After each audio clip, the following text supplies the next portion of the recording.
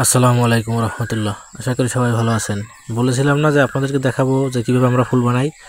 তো আমার হাতে দেখতেছেন দুইটা হলুদ ফুল, এই দুইটা এক কালার, এবং এখন আর দুইটা ফুল নেব যেটা আবার এক কালারের হবে, অর্থাৎ এই সাদা দুইটা।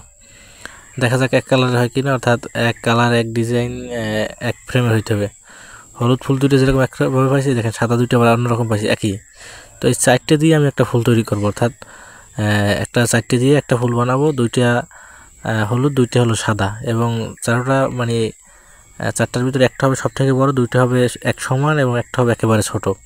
তাইলে আপনার ফুলের যে শেপটা, যে ডিজাইনটা বা যে ফ্রেমটা, সেটা খুব সুন্দর আসবে।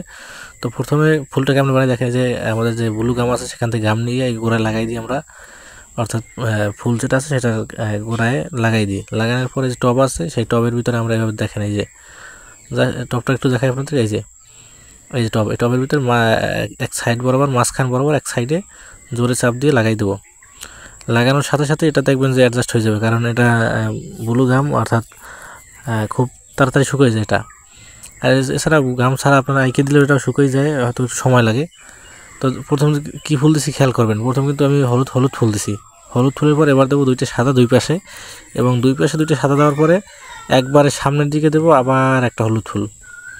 এবং যেহেতু এটা একবারে বড় দিছি, সবগুলো যদি বড় দিই তাহলে সুন্দর হবে না, যেহেতু উপরেরটা বড় দিছি। এবার এই দুটো ছোটো আমি কাটিং প্লাস দিয়ে কাটি ছোটো করলাম। ছোটো করার পরে এবার এই যে দেখেন আবার গাম লাগাই দিছি। গাম লাগানোর পর এটাকে আবার এই হলুদের দুই পাশে দিয়ে দেবো। এই যে দেখেন হলুদ কোথায় আর এটার গোড়া কোথায়, এই যে দুই পাশে দিয়ে দিলাম, যাতে এটা দেখতে সুন্দর হয়। এবং আরেকটা জিনিস খেয়াল করে দেখবেন যে হলুদের থেকে এই যে সাদা ফুল যেটা দিচ্ছি, সাদাটা কিন্তু আরও ছোটো দিছি আমি, অর্থাৎ হলুদটাই বড় এবং সাদা দুইটা ছোটো ফুল। এই যে সাদা দুইটা আমি গাম দিয়ে সুন্দরভাবে আবার এই যে সাইডে লাগাই দিতেছি। এবং আমি বলছিলাম যে হলুদ দুইটা সাদা দুইটা হবে, এবং হলুদ একটা যে থাকে সেই একটা হলুদ সবার সামনে একেবারে ছোট করে লাগাই দিতে হবে আমার, অর্থাৎ দুইটা হলুদ একটা সামনে একটা পিছনে আর সাদা দুইটা মাঝ বরাবর।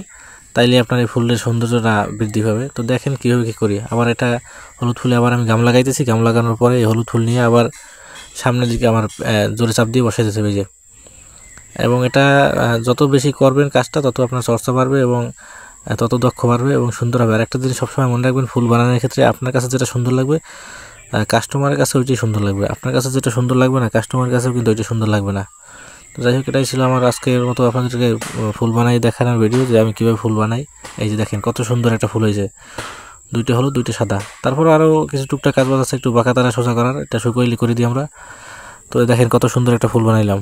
আমাদের চ্যানেলের সাথে থাকবেন। আসসালামু আলাইকুম ওয়া রাহমাতুল্লাহ।